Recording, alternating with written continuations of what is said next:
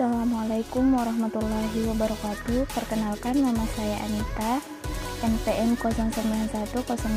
0911804804190026, kelas B semester 7, Prodi Ilmu Administrasi Publik. Baik, proses perumusan kebijakan diawali dari sebuah isu permasalahan yang kemudian menjadi fokus pemerintah dalam memecahkannya melalui sebuah kebijakan publik. Namun, tidak berakhir sampai di situ. Kendati kebijakan telah dikeluarkan, tentunya akan menimbulkan polemik terhadap kebijakan tersebut, yang kemudian memunculkan kembali isu baru dari implementasi kebijakan tersebut. Inilah yang disebut dengan dinamika isu kebijakan. Kebijakan publik yang selalu berisikan dengan momen ilmiah dan momen politik. Riset berada pada momen faktual atau ilmiah, sedangkan kebijakan sendiri berada pada momen politik. Oleh karena itu, seringkali kebijakan publik tidak menyambung. Disinilah tugas analis kebijakan untuk menyambungkan antara pemikiran teoritis dan riset dengan rekomendasi kebijakan yang dibuatnya. Oleh karena itu, pentingnya kebijakan yang berbasis pada bukti yang faktual atau evidence-based policy. Isu politik ekonomi. Isu ekonomi menjadi salah satu isu hangat yang diangkat oleh para politisi. Isu-isu penting di bidang ekonomi seperti inflasi, kemiskinan, kesepakatan kerja, dan pertumbuhan ekonomi menjadi topik utama kampanye. Misalnya di level nasional ketika salah satu politisi mengatakan bahwa harga mahal, sebenarnya dia bicara tentang inflasi.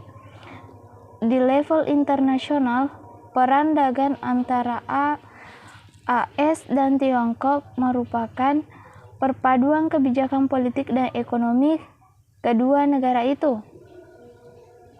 Keterkaitan yang erat antara ilmu ekonomi dan politik sudah disadari sejak dahulu. Sayangnya, sangat sedikit politisi yang memiliki pemahaman yang baik terhadap ilmu ekonomi, sehingga ketika mereka bicara bagaimana kinerja perekonomian suatu negara, justru kerap kali menjadi blender. Lalu, bagaimana sebenarnya hubungan antara ilmu politik dan ekonomi? Mengapa para politisi perlu memahami ilmu ekonomi? Ilmu politik dan ilmu ekonomi. Ilmu politik dan ekonomi merupakan rumpun ilmu sosial, dan kedua cabang ilmu itu memiliki hubungan yang sangat erat.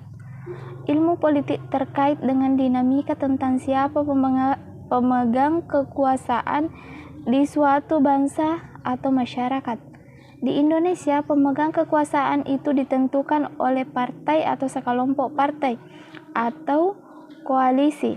Kekuasaan yang dimiliki pemegang kekuasaan memberikan wewenang atau power kepada dia dalam memengaruhi perilaku individu-individu yang ada di masyarakat. Ilmu ekonomi terkait dengan sumber daya yang tersedia di suatu negara atau wilayah. Seperti yang kita ketahui, sumber daya itu bersifat terbatas, sehingga ilmu ekonomi fokus kepada bagaimana mengalokasikan sumber daya yang terbatas itu untuk memenuhi kebutuhan manusia yang tidak terbatas. Sumber daya yang dimaksud meliputi alam, hutan, tanah, air, dan lain-lain, SDM, dan modal. Beberapa literatur memasukkan teknologi dan kemampuan entrepreneurship atau kewirausahaan sebagai sumber daya. Di sini terlihat bahwa untuk mengalokasikan sumber daya di antara sekelompok masyarakat itu power yang dipegang oleh pimpinan yang berkuasa atau politik. Dengan menggunakan sumber daya yang ada di suatu negara, pemimpin yang mempunyai power berhak menentukan jenis barang dan jasa apa yang diproduksi. Misalnya fokus pada industri atau jasa. Dan bagaimana metode yang digunakan dalam memproduksi barang atau jasa itu diproduksi atau pada karya vs padat modal. Sekian dan terima kasih. Wassalamualaikum warahmatullahi wabarakatuh.